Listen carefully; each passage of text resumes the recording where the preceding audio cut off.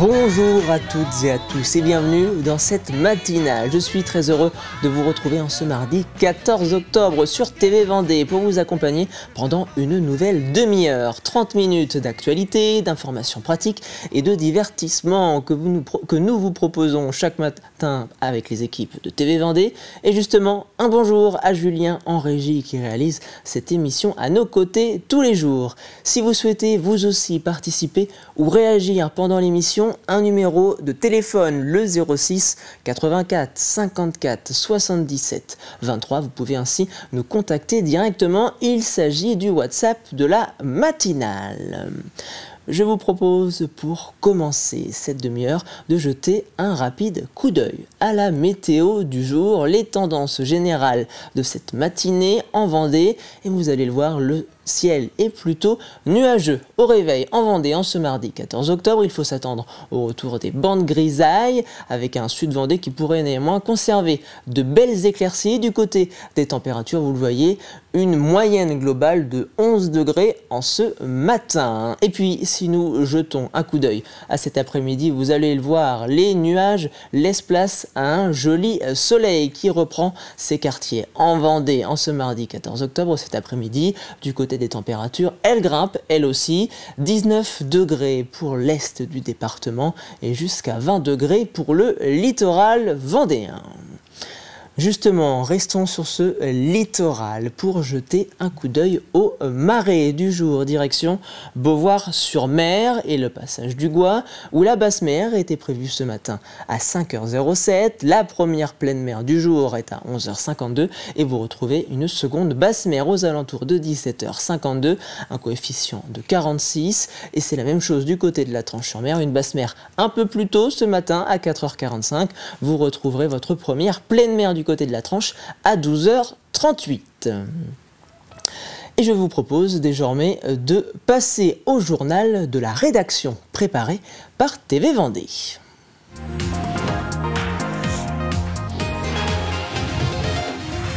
Cela fait maintenant plus d'un an que le logiciel Arpège est utilisé par les caisses d'assurance maladie de la Loire-Atlantique et de la Vendée pour calculer et verser les indemnités journalières aux salariés en arrêt de travail.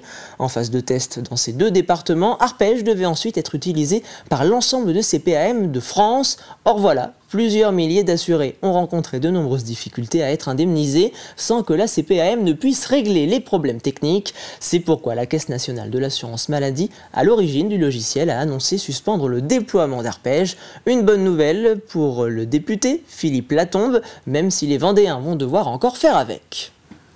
Il va continuer parce qu'on ne peut pas faire machine arrière, on ne peut pas repartir sur le logiciel précédent. Donc il va falloir qu'on travaille avec, et c'est pour ça qu'on a des effectifs supplémentaires qui vont arriver en Loire-Atlantique et en Vendée. Si aujourd'hui on est sur un certain nombre de dossiers complexes, on est à 35 jours et la moyenne est à 30 jours. Le fait de descendre de 5 jours, si ça nécessite 10 effectifs, il y aura 10 effectifs. Si quand on est à 30 jours, on a besoin de moins de personnes parce qu'on aura moins de stock de dossiers à traiter et on n'aura plus que le flux des nouveaux entrants en indemnité journalière, à ce moment-là, on retirera de ces effectifs qui seront en appui d'autres caisses régionales. Mais en fait, la vraie question, c'est comment est-ce qu'on revient dans les délais de traitement normaux. Le nombre de personnes en effectif pour aider, ça se calculera à chaque fois en fonction de ça. En revanche, de m'assurer qu'à l'avenir, un Arpège ne se déploie pas partout, là, ça y est, c'est fait, c'est une bonne nouvelle, et c'était mon rôle. Et mon deuxième rôle, c'est de m'assurer que ce type de déploiement informatique ne se fera plus de la même façon à l'avenir et qu'on sera en capacité d'être sûr, quand on déploie quelque chose qui touche les gens à ce niveau-là, que ça marche et qu'on n'est pas... qu'on n'expérimente pas en fait en vie réelle et qu'on fasse des tests avant pour être sûr que ça marche. Et contacté à ce sujet, la CPAM 85 n'a pas répondu à nos sollicitations. L'actualité en bref, c'est également cette annonce de l'écurie de voile Massif et le remplacement de Charlie Dalin par le navigateur britannique Sam Goodchild, désigné comme nouveau skipper principal de Massif jusqu'en 2030. Le dernier vainqueur du Vendée Globe avait lui surpris tout le monde la semaine dernière en annonçant qu'il était atteint d'un cancer dont il souffrait déjà pendant le Vendée Globe 2024. Il ne se retire cependant pas complètement du team Massif puisqu'il a été nommé conseiller architecte naval par la construction du futur bateau Massif prévu pour le printemps 2027. Nous vous en parlions hier dans nos précédentes éditions. Le nouveau gouvernement annoncé par Sébastien Lecornu compte bel et bien dans ses rangs un Vendéen. Mais il ne s'agit plus de Bruno Retailleau, non reconduit à l'intérieur. C'est Serge Papin, dont la carrière dans le groupe Système U n'a cessé d'évoluer, qui intègre le ministère en charge notamment des PME. Alors qui est ce Vendéen de 70 ans issu de la société civile? Les présentations faites par Simon Philippot. Serge Papin, c'est un Vendéen pur jus, comme on dit. Né en 1955 à Saint-Gilles-Croix-de-Vie, il baigne dès son plus jeune âge dans l'univers du commerce. En effet, il est fils d'un couple d'épiciers. Il grandit donc au contact des clients de ses parents dans leur petit magasin de La Châtaigneraie. Logiquement, il s'oriente donc vers cette voie, obtient un BEP commerce, puis démarre sa carrière au bas de l'échelle comme manutentionnaire au sein du magasin Intermarché de Fontenay-le-Comte. Peu à peu, Serge Papin se fait une place dans le monde de la grande distribution. En 1976, il rejoint le réseau Unico, l'ancêtre de Système U. Il gravit les échelons et devient en 1984 directeur du Super U de Chantenay, un magasin qu'il rachètera 5 ans plus tard. Le Vendéen poursuit alors son ascension au sein de Système U. Il devient directeur régional puis PDG du groupe en 2005. Pendant 13 ans, il modernise alors l'image du groupement et défend un commerce plus éthique, plus responsable. Sous sa direction, Système U devient un acteur engagé pour la qualité, le développement durable et la juste rémunération des producteurs. Il quitte ses fonctions en 2018 mais reste un entrepreneur et un citoyen engagé. Installé à La Rochelle depuis 4 ans, il est notamment à l'origine des cabanes urbaines à La Rochelle, une cité collaborative tournée vers l'innovation sociale et le développement durable. Il a également siégé au conseil d'administration d'Auchan. Fin 2020, le ministère de l'Agriculture lui confie une mission de médiation sur les relations commerciales entre producteurs et distributeurs. Son rapport, remis en mars 2021, plaide alors pour plus de transparence sur les coûts, une contractualisation plus claire et un rôle renforcé de la médiation. Des recommandations qui inspireront grandement la loi Egalim 2 adoptée en octobre 2021 pour mieux garantir la rémunération des agriculteurs. À 70 ans, Serge Papin fait donc ses premiers pas en politique en devenant ministre des PME, du commerce, de l'artisanat, du tourisme et du pouvoir d'achat. Une nouvelle étape pour ce Vendéen profondément attaché à ses racines et aux valeurs de proximité.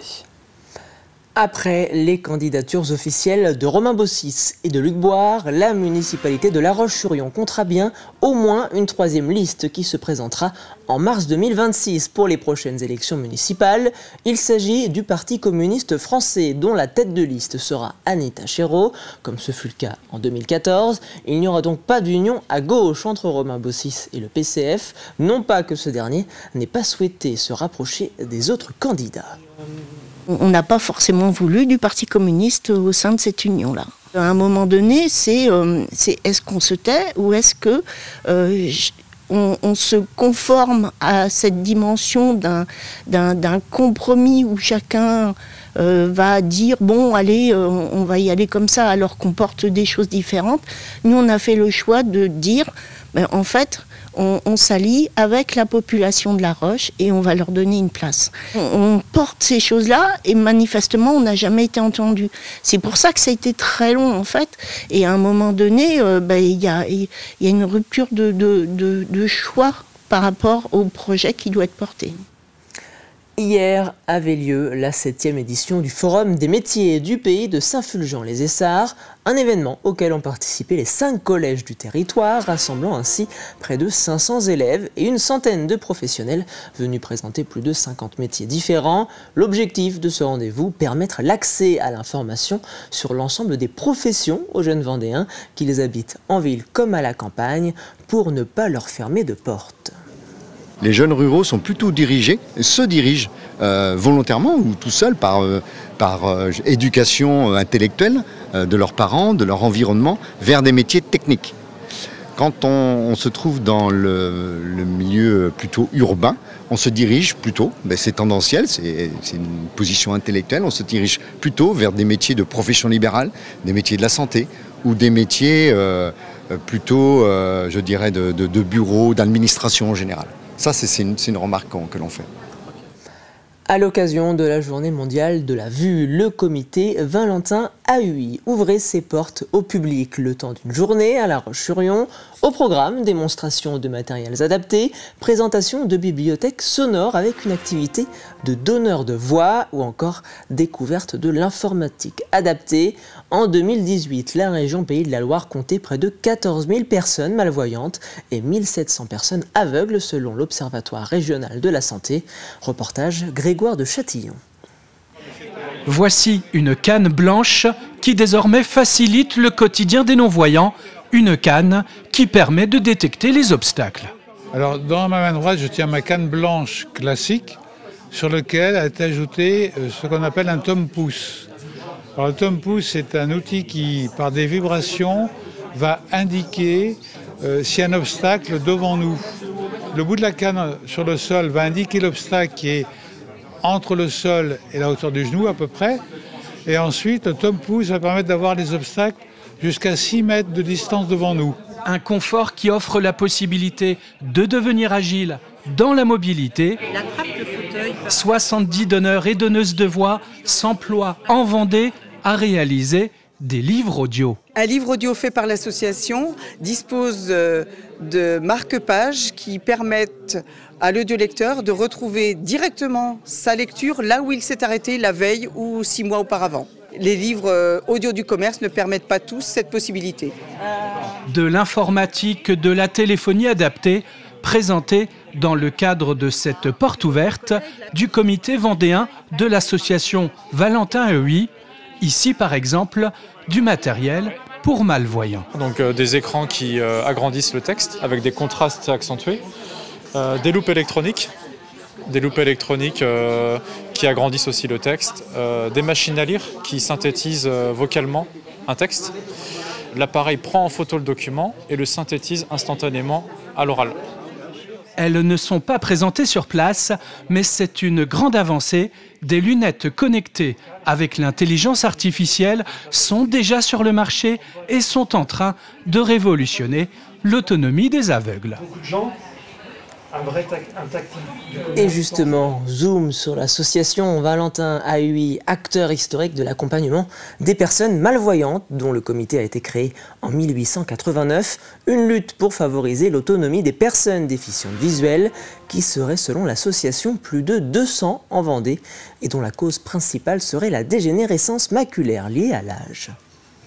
La mission principale de l'association, c'est d'accueillir déjà les personnes déficientes visuelles, aveugles ou malvoyantes, et de les accompagner pour aller vers l'autonomie. On a de plus en plus de malvoyants parce que la DMLA prend une grande part, les plus de 55-60 ans, on a beaucoup de personnes qui arrivent de cet âge-là, qui nous disent « je suis atteinte de DMLA, je vois encore, mais qu'est-ce que je peux mettre en place pour favoriser ?» Parce que certains qui ont une DMLA, ils vont rester stationnaires. Mais beaucoup, ça chute très rapidement.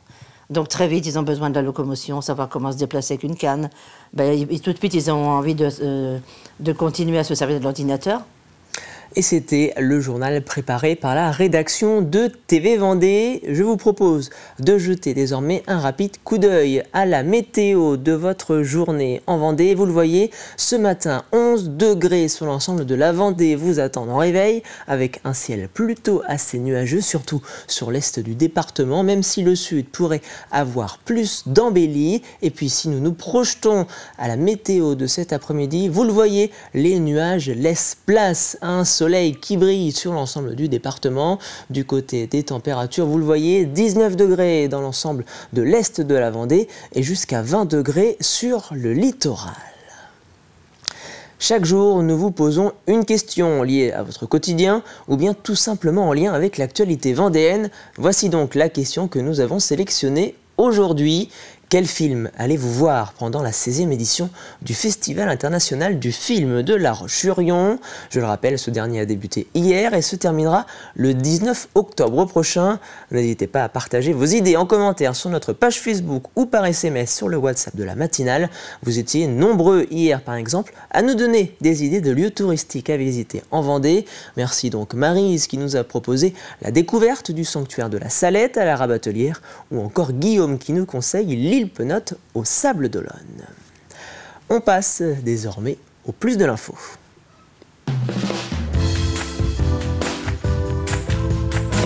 Un plus de l'info consacré ce mardi 14 octobre à l'aménagement des rives du lac d'Angle-Guignard à Chantonnay. Direction donc cet ensemble naturel sensible pour comprendre les raisons des travaux réalisés.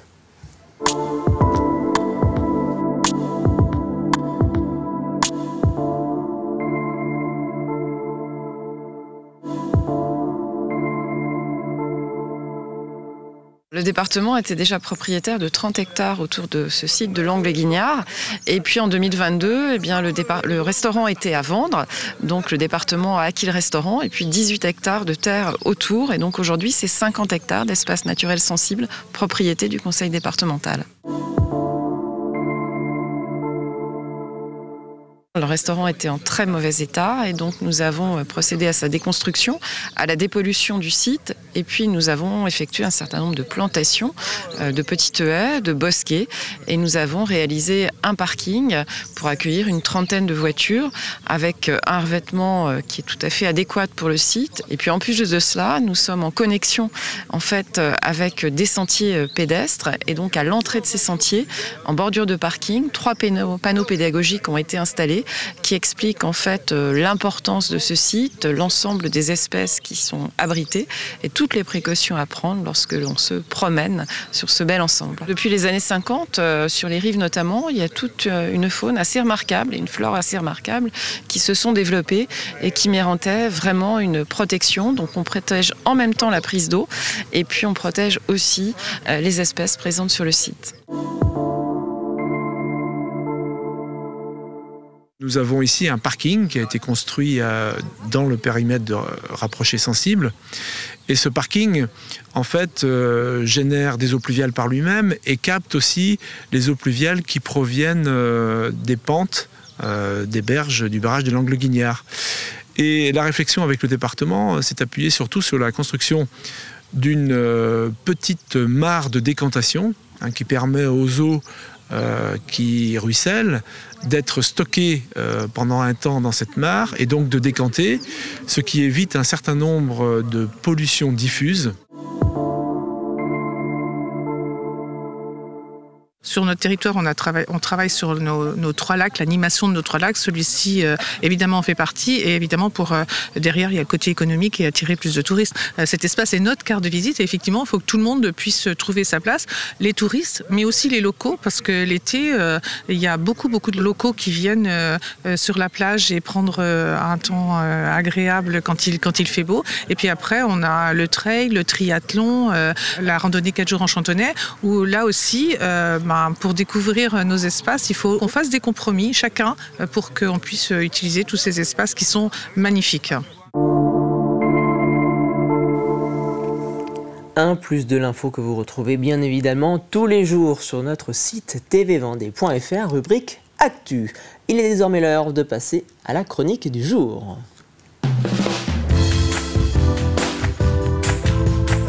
Au programme de ce mardi, place à la chronique santé, une chronique dédiée à la profession de diététicien ou diététicienne. Quel est son rôle auprès des patients atteints de cancer? Quels sont les outils à leur disposition? Réponse dans cette nouvelle chronique santé. On intervient dans tous les services, on a des services référents. Et du coup, l'intérêt, c'est d'adapter un petit peu soit l'alimentation en fonction d'un régime par rapport à une intervention ou par rapport à la dénutrition. Nous, on est plutôt dans le pôle en fait, cancérologie et chirurgie. Donc, on intervient en fonction des besoins. C'est plutôt donc le côté médical, soit, comme je disais, par rapport à une chirurgie en fait, que le patient va avoir ou a eu et du coup, on adapte un petit peu l'alimentation. Ou bien autrement dans le cas d'un cancer où justement il y a, on va dire un peu une, il peut y avoir une perte d'appétit, il peut y avoir un petit peu des habitudes alimentaires qui vont être changées. Ça peut être, je sais pas moi, un patient qui va avoir un cancer je sais pas, du poumon par exemple, et du coup qui va avoir de la chimio et qui a perdu beaucoup de poids, qui a perdu de la masse musculaire, et du coup nous on vient pour essayer d'enrichir un petit peu son alimentation, donc lui donner des conseils adaptés, l'enrichir un petit peu en protéines justement pour justement retrouver un peu une masse musculaire par rapport à ce qu'il avait avant. Et du coup, on l'accompagne en fait quand il vient dans ses chimios, donc ça veut dire toutes les 2 ou 3 semaines en fonction du protocole.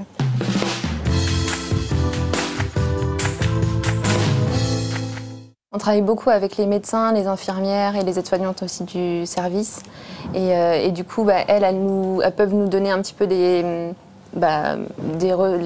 retours en fait, du patient dans la chambre quand il est hospitalisé. Et du coup, nous, après, on vient voir le patient et là, du coup, lui, il nous explique vraiment ce qui se passe au niveau de l'alimentation. On a un logiciel justement qui permet d'adapter les repas en fonction de ses goûts, en fonction des textures, s'il y a des soucis de mastication, etc. En fonction des régimes aussi que peuvent avoir le patient. Donc nous, on adapte les repas comme ça. On peut fractionner aussi les repas, donc leur donner des collations entre les repas. Enfin, on essaie de faire au mieux justement en fonction de leur appétit en fait.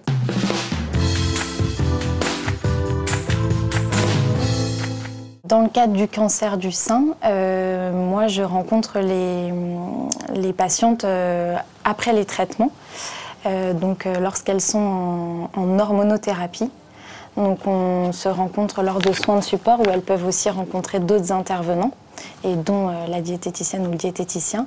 Et on refait un point ensemble sur l'alimentation, le plus souvent, mais ça peut être d'autres cas, sur l'équilibre alimentaire, parce qu'en fait, dans le cadre de l'hormonothérapie, il peut y avoir une prise de poids.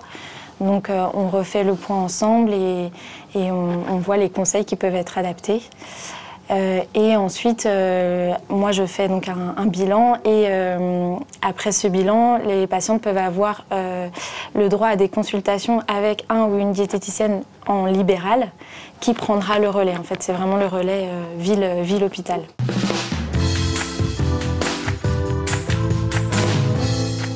Nous, on les rencontre du coup souvent quand ils ont leur traitement de chimio. Donc après, ça dépend de la demande du patient et des difficultés qu'il peut avoir. Donc on peut les suivre, ça peut être jusqu'à toutes les semaines si vraiment il y a nécessité. C'est nous qui adaptons en fait en fonction du patient. Et après, une fois que les traitements sont terminés, par contre, on n'est pas forcément... on peut les revoir s'ils sont de nouveau hospitalisés, mais après les traitements, le suivi se termine aussi. Et une nouvelle chronique santé sera à retrouver dès mardi prochain, bien entendu. Chaque jour, nous essayons de répondre à une question de votre quotidien. C'est le pourquoi de la rédaction.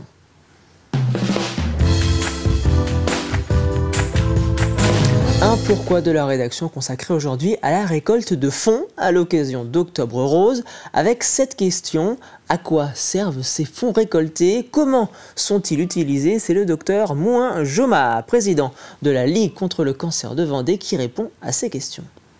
Les fonds, il y a 3 missions à la Ligue. La recherche, évidemment, que tout le monde connaît, la prévention contre le risque de survenue de cancer, et puis surtout l'aide aux malades et aux aidants. Donc la Ligue contre le cancer mène tout au long de l'année des activités, évidemment, de consultation selon les règles, en tout cas les consignes de l'INCa, qui sont par exemple des consultations de socio-esthétique, de psychologie, de nutrition, que l'on offre aux patientes et aux patients atteints de cancer et à leurs aidants. Et puis on a aussi sur tout le département de la Vendée des activités, alors soit de bien-être évidemment, qui peuvent être pareil de la socio-esthétique, ou alors des activités d'art-thérapie, de la réflexologie, de la marche, du sport, etc., de l'exercice adapté, ou alors des activités plus de bien-être orientées vers le bien-être psychologique aussi. Donc cet argent, il sert notamment à ça, c'est-à-dire à amener aux patientes atteintes de cancer, mais aussi aux patients et à leurs familles, tous ces services que l'on peut offrir pour améliorer évidemment la qualité de vie. Et chaque jour, vous retrouvez un nouveau pourquoi de la rédaction disponible sur notre site tvvendée.fr, rubrique Actu. Nous approchons de la fin de cette matinale, c'est donc l'heure de votre café cuisine.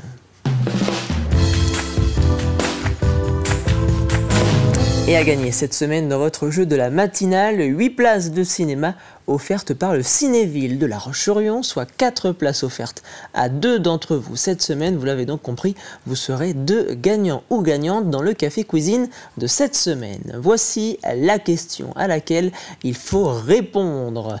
Qui est l'invité d'honneur de la 16e édition du Festival international du film de La Roche-sur-Yon? Nous cherchons donc cette semaine une invitée d'honneur à ce festival et en ce mardi 14 octobre. Voici le deuxième indice de cette semaine. Nous avons vu notre invité aux côtés de Matt Damon dans un film tourné en partie à Marseille.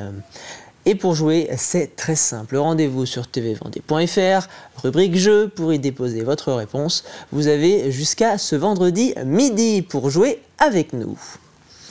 Et c'est ainsi que se termine cette matinale. Merci beaucoup de l'avoir suivi. Vous avez rendez-vous avec votre prochain journal d'actualité présenté à 12h30, présenté par Élise Blanchard. Je vous retrouve quant à moi dès demain à partir de 7h pour un nouveau numéro de la matinale. Je vous dis à très vite sur TV Vendée. Don't worry, baby. Just call my name. I'll be there in a hurry. You don't have to